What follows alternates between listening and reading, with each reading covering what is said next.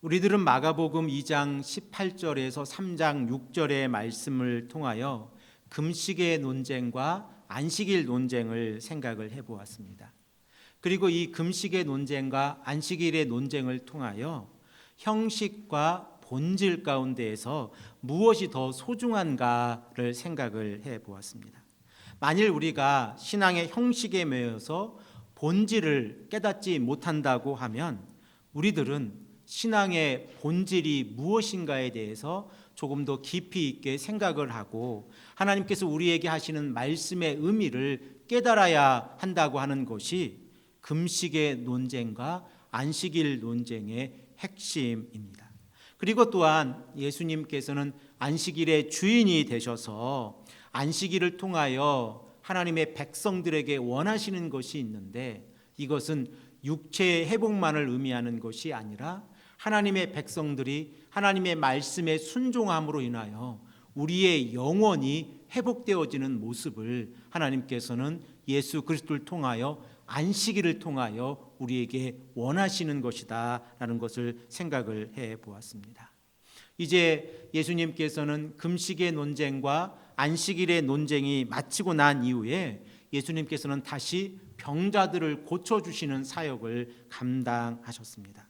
그리고 또한 예수님께서는 이 병자들을 고쳐주시는 모습 가운데에서 더러운 귀신 들린 사람들이 예수님을 하나님의 아들이라 불리는 모습을 우리는 마가복음 3장 11절의 말씀을 통하여 알게 되어집니다. 그리고 마가복음 3장 13절에서 19절의 말씀을 통하여 예수님께서는 12 제자를 세우시는 모습을 우리는 알고 있고 예수님께서는 이 12 제자를 세우시면서 귀신들을 내쫓는 그 권능, 그 권세를 12 제자에게 허락을 하셨습니다. 그리고 오늘 본문 말씀 예수님과 바알세불의 논쟁이 기록이 되어져 있습니다. 우리가 마가복음을 읽어보면 이 예수님과 바알세불의 논쟁의 배경이 되는 모습이 어떠한 모습인가에 대해서 구체적으로 깨달을 수가 없습니다. 하지만 마태복음과 누가복음을 보면 예수님께서 귀신이 들려서 눈이 멀고 말을 하지 못하는 사람을 고쳐주시는 사건이 배경이 되어져서 예수님과 바알세불의 논쟁이 이어지는 모습을 우리는 알게 되어집니다. 우리 다 함께 마태복음 12장 22절의 말씀을 읽겠습니다. 그때에 귀신 들려 눈 멀고 말 못하는 사람을 데리고 왔거늘 예수께서 고쳐주심에 그 말 못하는 사람이 말하며 보게 된지라. 귀신이 들려서 눈이 멀고 말을 못하는 사람을 예수님께 데리고 왔는데 예수님께서 이 귀신 들린 자를 고쳐주셨더니 이 귀신 들린 자가 말도 하게 되어졌고 그리고 보게 되어졌다라고 하는 것이 마태복음과 누가복음에서 기록하고 있는 예수님과 바알세불의 논쟁 가운데 배경이 되어집니다.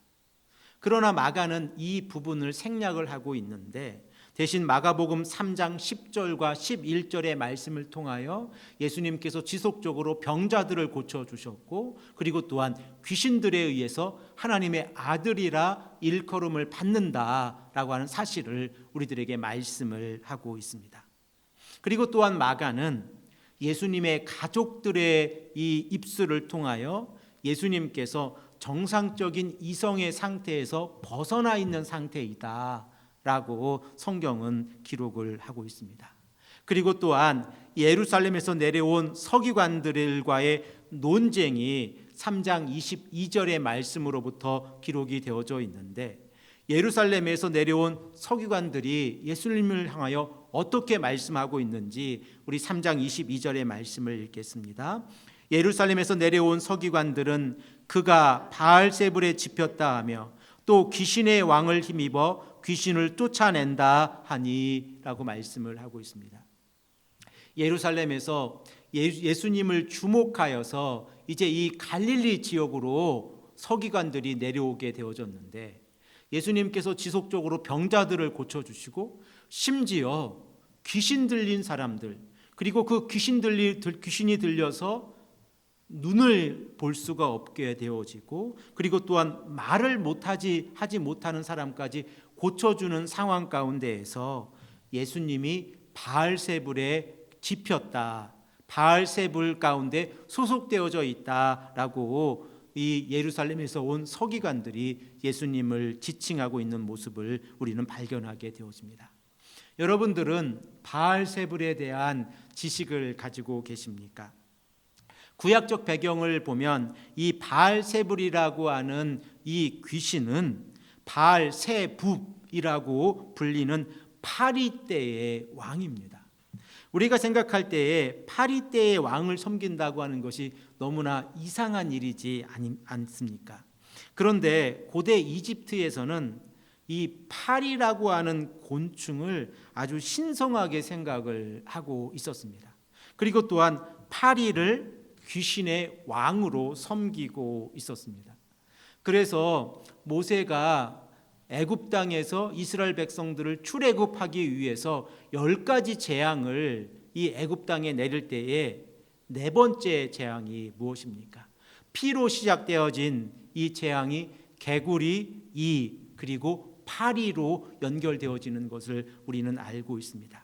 그러면 왜 하나님께서는 모세를 통하여 이 파리 때의 재앙을 애굽 땅에 허락하셨습니까? 그 이유는 애굽 사람들이 섬기고 있는 이 파리 때를 그들에게 보내서 그들의 마음이 잘못된 우상을 섬기고 있다라고 하는 사실을 강조하고 있는 것입니다. 파리를 우상으로 섬기고 있었는데 자신이 섬기고 있는 그 우상인 파리가 자신들을 공격하는 상황이 이 애굽 땅에서 일어나고 있는 것입니다. 자, 이렇게 바알세불이라고 하는 것은 구약 성경에서 파리라고 하는 이 곤충과 연결이 되어졌는데, 구약의 시간 가운데에서도 시간이 흘러서 바알세붑이라고 하는 이 파리의 왕은 블레셋 땅의 에그론 지역의 신으로 자리 잡게 되어집니다. 그리고 이 블레셋 땅의 에그론 지역의 신으로 자리를 잡으면서 이 바알세붑은 한 가지 특징을 가지게 되어졌는데, 이 바알세붑이라고 하는 이 우상은 병을 고치는 특징을 가지게 되어졌습니다. 그래서 우리가 열왕기하 1장의 시작이 되어지는 말씀을 보면 열왕기하 1장 2절 말씀에 아하시야가 사마리아에 있는데 그가 다락의 난간에서 떨어지게 되어집니다. 그러자 이 아하시야가 사자를 에그론 지역에 보내서 그 바알세붑 그 우상에게 물어보게 합니다. 지금 아하시야가 사마리아에 있는 다락의 난간에서 떨어졌는데 이 병이 고침을 받을 수 있습니까? 고침을 받을 수 없습니까? 라고 하는 질문의 내용이 열왕기하 1장 2절에 기록이 되어져 있습니다. 그리고 시간이 흘러서 신약 시대에 와서는 이 바알세붑이 바알세불로 불리게 되어졌고, 그리고 마태복음 9장 34절의 말씀을 보면 귀신의 왕이라 불리게 되어졌습니다. 이 귀신의 왕이라 불리우는 바알세불이 귀신의 왕이라 불리게 되어진 것은 구약과 신약 시대의 중간기 시대였던 이 시간 가운데에서 안티오쿠스 에피파네스 4세에 의해서 이 바알세불이 하늘의 주로 불리워졌기 때문에 그렇습니다. 그리고 또한 하늘의 주로 불리우면서 우상화되어졌고 우상 숭배화되어졌습니다. 그리고 예수님 시대에서는 귀신의 왕으로 그리고 사탄으로 불리게 되어졌습니다. 그래서 오늘 본문 말씀 마가복음 3장 23절의 말씀을 보면 예수님께서는 이 바알세불을 사탄이라고 일컫고 있습니다. 우리 다 함께 마가복음 3장 23절 말씀을 읽겠습니다. 예수께서 그들을 불러다가 비유로 말씀하시되 사탄이 어찌 사탄을 쫓아낼 수 있느냐라고 말씀을 하고 있습니다. 그리고 24절과 25절의 말씀을 보면 예수님께서는 두 가지 비유로 우리에게 설명을 하고 계신데, 첫 번째 비유는 나라에 관련된 비유이고, 그리고 두 번째 비유는 집과 관련된 비유입니다. 이 말씀도 우리가 다시 한번 읽겠습니다. 24절 25절 말씀입니다. 또 만일 나라가 스스로 분쟁하면 그 나라가 설 수 없고, 만일 집이 스스로 분쟁하면 그 집이 설 수 없고, 라고 말씀을 하고 있습니다.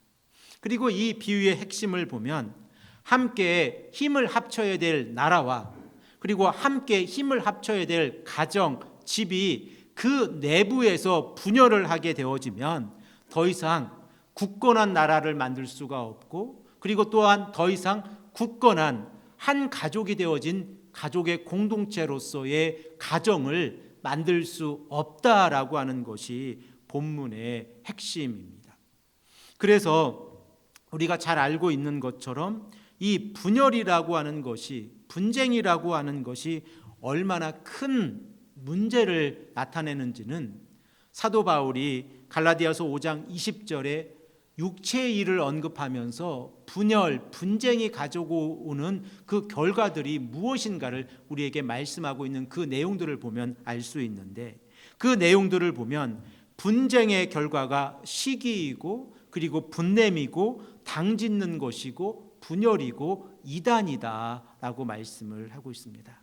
내부에서 분열이 일어나니까 그 분열의 결과가 내부 안에서 시기가 일어나고, 그리고 분냄, 화를 내는 것이 일어나고, 그리고 또한 그 내부 공동체 안에서 자신의 편이 옳다, 자신의 편이 옳다라고 하는 당짓는 것이 일어나고, 분열과 이단이 일어난다라고 사도 바울은 육체의 일로서 분열의 결과를 갈라디아서 5장 20절에서 말씀을 하고 있습니다. 자, 그러면 예수님께서 서기관들을 언급하면서, 서기관들이 예수님께서 바알세불에 집혔다라고 하는 이 내용을 언급하면서 말씀하고 있는 핵심적인 내용이 무엇입니까?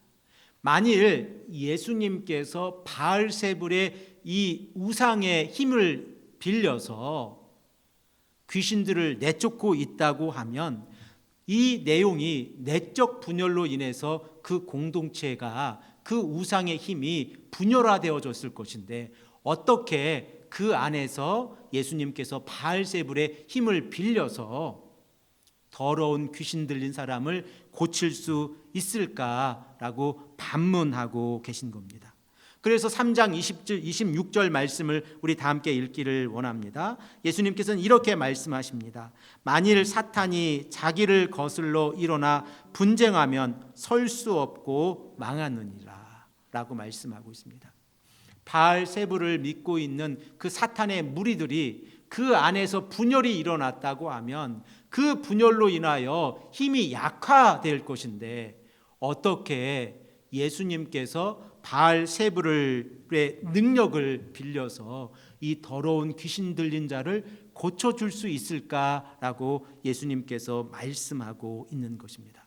자, 그러면 우리들은 예수님께서 마가복음 3장 24절, 25절, 26절의 말씀을 통하여, 이 비유를 통하여 하시고자 하는 말씀이, 예수님의 능력은 바알세불이나 사탄으로부터 오지 아니한다라고 하는 사실입니다. 그러면 예수님의 능력이 어디에서부터 오는지에 대해서 우리가 이제 27절의 말씀부터 함께 생각을 해보기를 원하는데, 27절의 말씀을 함께 읽겠습니다. 사람이 먼저 강한 자를 결박하지 않고는 그 강한 자의 집에 들어가 세간을 강탈하지 못하리니 결박한 후에야 그 집을 강탈하리라 라고 말씀을 하고 있습니다. 자, 예수님께서 말씀하고 계신 27절의 내용을 보십시오. 만일 예수님께서 귀신을 내쫓는다고 하면 그 귀신의 왕인 바알세불이나 아니면 이 당시에 사탄이라고 불렸던 그 사탄을 예수님께서 내쫓지 아니하면 어떻게 귀신을 내쫓고 말을 하게 하고, 그리고 눈을 떠서 앞을 보게 하는지 너희들이 생각을 해 보아라 라고 말씀을 하고 있습니다. 자, 그러면 27절의 말씀을 예수님께서 비유로 말씀을 하고 있는데, 그 비유의 대상이 무엇인가 우리가 한번 찾아보시기를 원합니다. 27절의 말씀, 먼저 사람이 먼저 강한 자를 결박하지 않고는 이라고 말씀을 하고 있는데, 그러면 사람은 누구이고 강한 자는 누구입니까? 이 사람의 예수님을 비유해 보시고 강한 자를 사탄으로 비유해서 이 본문 말씀을 읽어보면 예수님이 사탄을 결박하지 않고는 이라고 읽을 수 있습니다. 그리고 그 뒷부분을 읽어보십시오. 그 강한 자 곧 사탄의 집에 들어가 세간을 강탈하지 못하리니 라고 말씀을 하고 있는데, 이 집은 또한 무엇을 의미하고 있습니까? 사탄이 자신의 힘을 가지고 자신의 세계를 만들어 놓은 그 영역을 의미하고 있습니다. 그러므로 27절 말씀에 그 사탄의 집에 들어가 사탄의 영역 안에 있는 세간을 강탈하지 못한다라고 말씀을 하고 있는 겁니다. 그러면 이제 세간은 무엇을 의미하고 있습니까? 예수님께서 귀신 들린 자를 고쳐주시는 예수님의 능력을 의미하고 있습니다. 그러므로 우리가 마가복음 3장 27절의 말씀을 통하여 예수님께서 먼저 사탄을 결박하지 아니하고는 그 사탄의 결박 아래에 있는 귀신 들린 자를 고칠 수 없다라고 하는 내용을 예수님께서 말씀하고 있는 것입니다. 그러므로 본문 27절의 말씀을 통하여 예수님의 능력은 사탄의 능력을 뛰어넘습니다. 그리고 또한 예수님의 능력은 마가복음 1장 24절과 3장 11절에 더러운 귀신 들린 자들의 입술을 통하여 고백하고 있는 내용처럼 하나님의 거룩한 자로부터 나오는 것이고 하나님의 아들로서 예수님의 능력이 실현되어지는 것입니다. 자, 그리고 예수님께서 이렇게 말씀하시고 난 다음에 오늘 우리가 함께 핵심적으로 생각해 볼 내용이 마가복음 3장 28절과 29절의 말씀인데, 성령을 모독하는 죄와 관련돼서 예수님께서 말씀하고 계신 내용을 우리가 깊이 있게 생각해 보기를 원합니다. 우리 다 함께 28절 말씀, 29절 말씀을 다시 한번 읽겠습니다. 내가 진실로 너에게 이르노니 사람의 모든 죄와 모든 모독하는 일은 사하심을 얻되 누구든지 성령을 모독하는 자는 영원히 사하심을 얻지 못하고 영원한 죄가 되느니라 하시니 라고 말씀을 하고 있습니다. 먼저 우리가 함께 생각을 해 보기를 원하는 것은 예수님께서 마가복음에서 처음으로 진실로라고 하는 이 단어를 사용해서 말씀을 하고 계시다는 내용입니다. 우리가 진실로라고 하는 이 내용, 이 단어를 들으면 헬라어 단어 가운데에서 한 단어가 생각나기를 원하시는데 혹 알고 계신 분들이 계십니까? 예수님께서 내가 진실로라고 하는 이 헬라어 단어가 무엇을 의미하는지를 제가 설명을 드리면 그 단어가 진실로라고 하는 단어였어 라고 이해가 되실 겁니다. 이 헬라어 성경을 보면 내가 진실로라고 번역되어져 있는 이 진실로라고 하는 헬라어 단어가 우리가 기도한 후에 마침으로 사용하고 있는 아멘입니다. 그러면 예수님께서 내가 진실로라고 이 단어에 우리가 사용하고 있는 아멘이라고 하는 이 단어를 사용하고 있다고 하면 그 의미는 강한 확신을 가지고 예수님께서 말씀하고 있는 것이고, 그리고 또한 그 의미는 변하지 않는 진실이라고 하는 내용을 포함하고 있습니다. 그러므로 예수님께서 마가복음 3장 28절과 29절의 말씀을 통하여 내가 진실로라고 말씀하고 있는 이 내용은 하나님 나라의 중요한 원칙 가운데 하나이다라고 우리가 해석할 수 있습니다. 그러면 하나님 나라의 중요한 원칙이 되어지는 그 내용이 무엇입니까? 우리 다 함께 28절, 29절 말씀을 다시 한번 보십시오. 그 내용을 보면 사람들이 짓는 모든 죄와 비방도 용서함을 받을 수 있다는 것입니다. 그런데 성령을 모독하는 죄는 용서함을 받을 수 없다라고 하는 내용을 예수님께서는 말씀하고 있습니다. 그리고 이 성령을 모독하는 죄는 용서함을 받을 수 없다라고 하는 이 내용을 말씀하고 있는 배경이 무엇입니까? 예수님께서 귀신 들린 자를 고쳐주시고 난 이후에 서기관들과 바알세불 논쟁 가운데에서 예수님께서 말씀하고 있다는 이 사실을 우리는 기억해야 합니다. 우리는 로마서를 읽으면서 사도 바울이 로마서 3장 25절 말씀을 통하여 우리의 죄는 예수 그리스도를 믿음으로 말미암아 예수 그리스도의 십자가의 보혈로 말미암아 죄의 용서함을 받는다고 하는 사실을 우리는 알고 있습니다. 그리고 또한 우리가 이 말씀을 다시 한번 읽기를 원하는데 로마서 3장 25절 말씀을 읽겠습니다. 이 예수를 하나님이 그의 피로써 믿음으로 말미암아 화목제물로 세우셨으니 이는 하나님께서 길이 참으시는 중에 전에 지은 죄를 간과하심으로 자기의 의로우심을 나타내려 하심이니 라고 말씀하고 있습니다. 이 말씀의 내용이 무엇입니까? 하나님께서 예수 그리스도의 십자가의 보혈을 통하여 화목제물로 세우셨는데 이 십자가의 보혈을 믿는 자들에게는 그들이 그 전에 지었던 죄를 용서해 주시겠다라고 말씀을 하고 있습니다. 그런데 오늘 본문 말씀을 보면 영원히 용서함을 받지 못하는 죄가 있다라고 성경은 말씀을 하고 있고 바로 그 죄가 성령을 모독하는 죄이다라고 성경은 우리에게 말씀을 하고 있습니다. 그러면 우리들은 성령을 모독하는 죄라고 하는 이 내용이 예수님께서 어떠한 배경 가운데에서 언급하고 있는지를 우리는 알고 있는데 바로 예수님의 대적자들인 서기관들이 자신들의 마음이 완악해져서 성령과 함께 하시는 예수 그리스도의 사역을 부인할 때에 그들이 짓고 있는 죄가 바로 성령을 모독하는 죄이다라고 하는 사실을 깨닫게 되어집니다.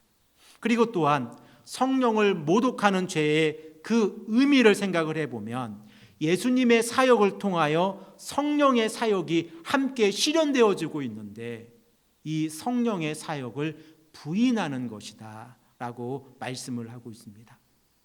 그래서 세리 마태는 마태복음 12장 28절의 말씀 가운데에서 이 성령 모독죄에 대해서 설명을 하면서 28절에 예수 그리스도의 능력이 어디로부터 나오는지를 우리에게 가르치고 있습니다.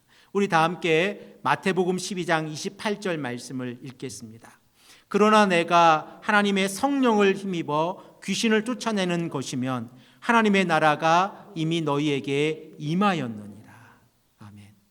예수님께서 이 더러운 귀신을 쫓아내시고 그리고 그의 눈을 뜨게 하시고 그의 입을 열어 말하게 하시는 그 능력이 하나님의 성령으로부터 나온다고 하면 이미 너희 가운데 예수님의 사역 가운데에 하나님의 나라가 임하게 되어졌다라고 말씀을 하고 있습니다. 그리고 또한 이 마태복음 12장 28절 말씀을 통하여 지금 예수님께서 사역하고 계신 이 사역, 더러운 귀신을 내쫓는 이 사역이 하나님의 성령을 힘입어 이 더러운 귀신을 내쫓는 사역을 감당하고 계시다는 사실입니다. 그래서 오늘 본문 말씀 29절의 말씀에 성령을 모독하는 죄라고 하는 이 내용이 기록되어지는 것입니다. 그러므로 우리들은 성령을 모독하는 죄라고 하는 것을 어떻게 정의할 수 있겠습니까? 성령의 능력으로 더러운 귀신 들린 자가 고침받는 것을 분명히 알면서도 성령의 사역을 인정하지 않고 오히려 자신의 마음이 완악해져서 예수님이 그리스도라고 하는 사실, 예수님이 메시아라고 하는 이 사실을 부정하는 것, 바로 그것이 성령을 모독하는 죄입니다.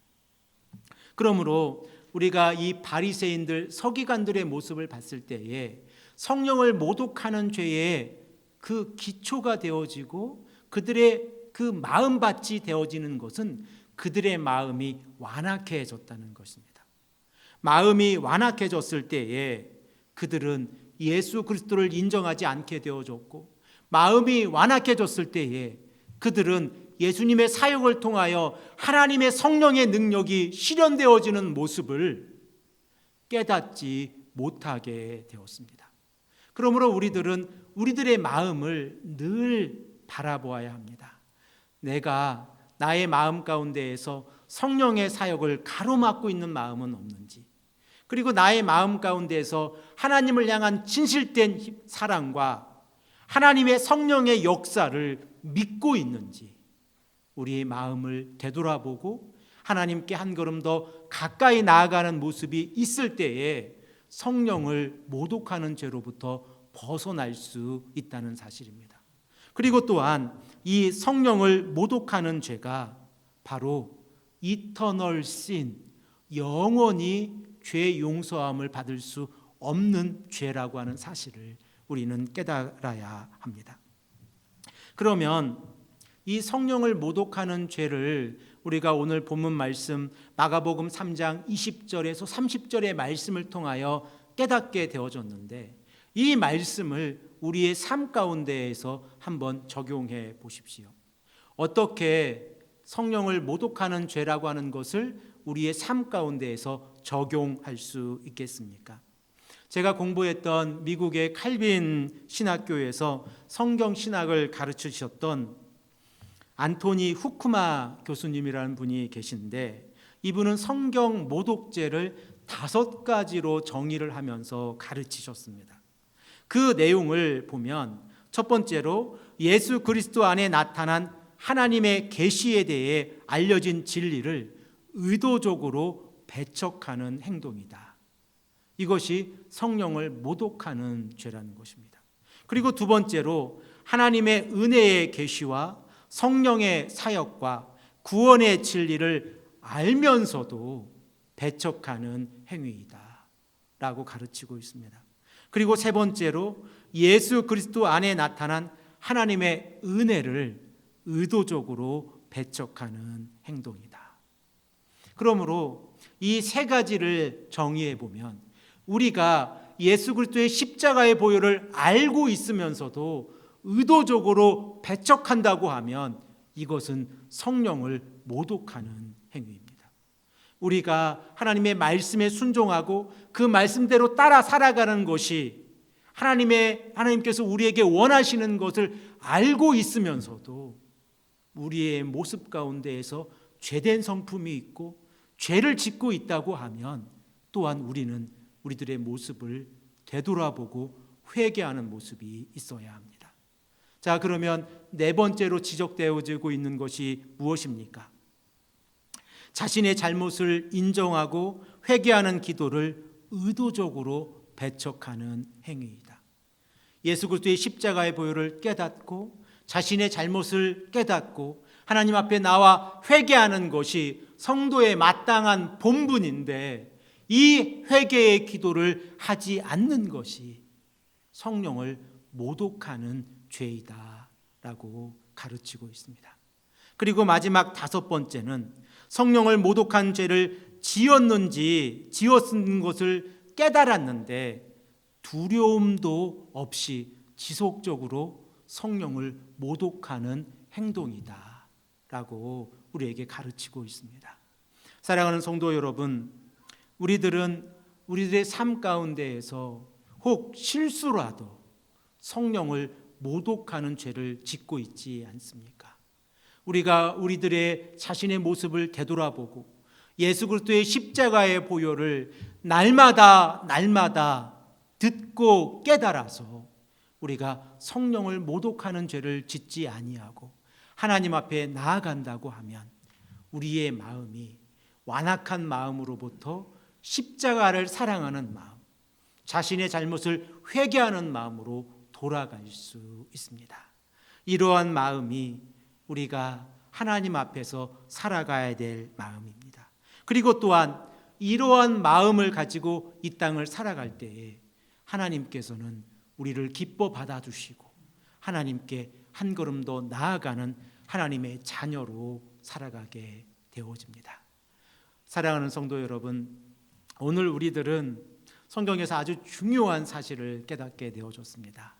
성령을 모독하는 죄, 바로 그것은 예수 그리스도의 십자가의 사건과 부활의 사건이 우리에게 미치는 영향력을 알고 있음에도 불구하고 그 십자가의 사랑을 받아들이지 않고 배척하는 것입니다. 우리가 이 십자가의 사랑을 깨달았다면 그 복음을 증거하고 말씀을 증거하고 전도하고 선교하는 것, 이것이 성령을 모독하는 죄로부터 벗어나서 말씀대로 살아가는 성도의 삶입니다.